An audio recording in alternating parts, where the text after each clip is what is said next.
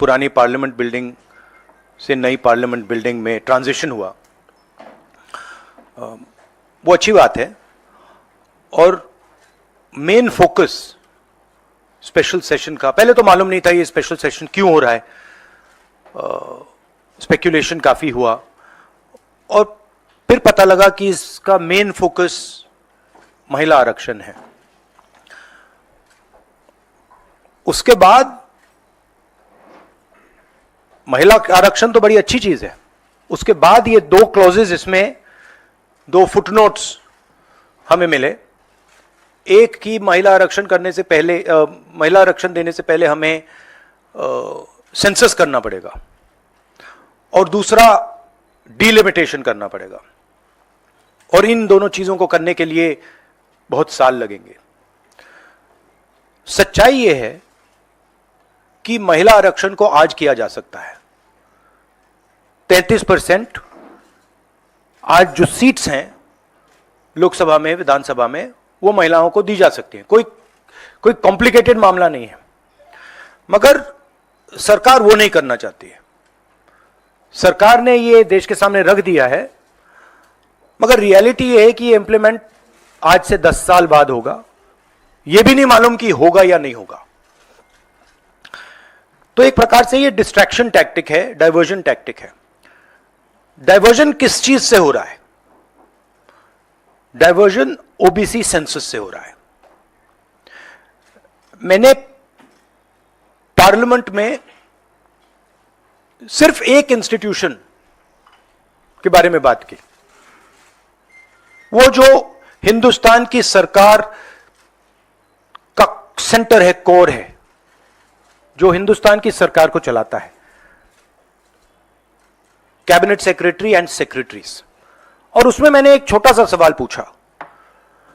प्रधानमंत्री कहते हैं कि वो ओबीसी के लिए बहुत काम कर रहे हैं। अगर प्रधानमंत्री इतना काम कर रहे हैं तो 90 लोगों में से सिर्फ 3 लोग ओबीसी कम्युनिटी से क्यों हैं? पहला सवाल। दूसरा सवाल, मैंने यही एनालिसिस बजट को देख के की कि भैया पूरा हिंदुस्तान का बजट क्या है, और ये जो ओबीसी ऑफिसर्स हैं ये इस बजट में से कितना कंट्रोल कर रहे हैं और क्या कंट्रोल कर रहे हैं। आदिवासी क्या कंट्रोल कर रहे हैं, दलित क्या कंट्रोल कर रहे हैं। ओबीसी हिंदुस्तान के 5% बजट को कंट्रोल कर रहा है, ओबीसी ऑफिसर्स। तो मुझे बात समझ नहीं आ रही है। प्रधानमंत्री हर रोज ओबीसी की बात करते हैं, ओबीसी प्राइड की बात करते हैं, मगर ओबीसी के लिए किया क्या? अब जब मैंने ये बात बोली, उनका रिस्पॉन्स बड़ा इंटरेस्टिंग है। वो कहते हैं कि लोकसभा में हमारा रिप्रेजेंटेशन है। लोकसभा में रिप्रेजेंटेशन का क्या लेना देना है? मैं कह रहा हूं कि बजट डिसीजन जो लेते हैं, जो बजट को ऑफिसर्स हैं, जो बजट को कंट्रोल करते हैं, 5% ओबीसी निर्णय ले रहे हैं। और मैंने सिर्फ यह सवाल पूछा, क्या हिंदुस्तान में ओबीसी की आबादी 5% है?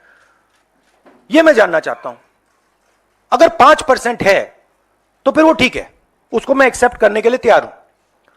मगर अगर वो 5% से ज्यादा है तो मुझे यह पता लगाना है, और एक बार मैं मन बना लेता हूं, मैं छोड़ता नहीं हूं, मुझे यह पता लगाना है ये ओबीसी हिंदुस्तान में कितने हैं, और जितने हैं उतनी भागीदारी इनको मिलनी चाहिए।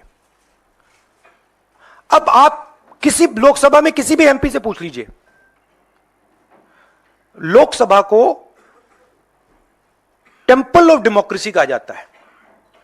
आप किसी भी बीजेपी के एमपी से पूछ लीजिए कि वो कोई डिसीजन लेता है, कोई कानून बनाता है, कोई कानून बनाने में भाग लेता है, किसी से भी पूछ लीजिए, बिल्कुल नहीं।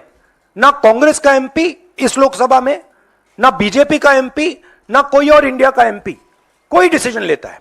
मतलब एमपीज को जैसे मंदिर में मूर्ति होती है वैसे मूर्तियां बना रखी हैं, और ओबीसी की वहां पे मूर्तियां भर रखी हैं, मगर पावर बिल्कुल नहीं है, देश को चलाने में कोई भागीदारी नहीं है। यह सवाल मैंने उठाया है कि क्या, और हर ओबीसी युवा को यह समझना है कि क्या आपको इस देश को चलाने में भागीदारी मिलनी चाहिए, हां या ना? अगर मिलनी चाहिए तो क्या आपकी आबादी 5% है, हां या ना? यह सवाल है।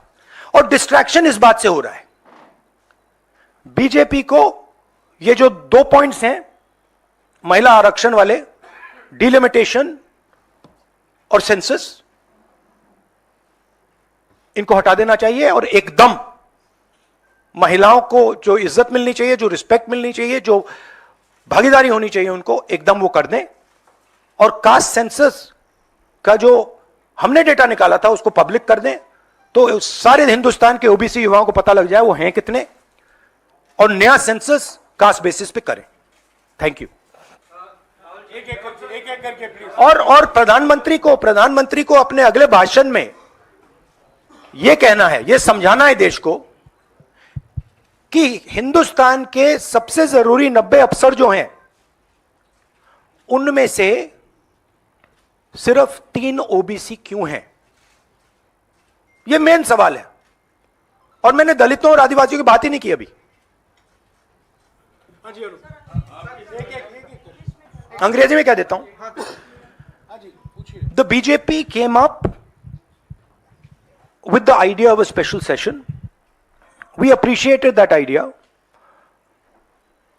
With a lot of fanfare and pomp, we moved from the old building to the new building. The Prime Minister, in a very dramatic gesture, carried the Constitution of India from the old building to the new building.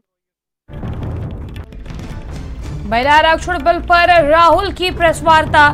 महिला आरक्षण बहुत अच्छी चीज है, परिसीमन जनगणना का clause सही नहीं। महिला आरक्षण आज से ही दिया जा सकता है, परिसीमन जनगणना का इंतजार क्यों करना?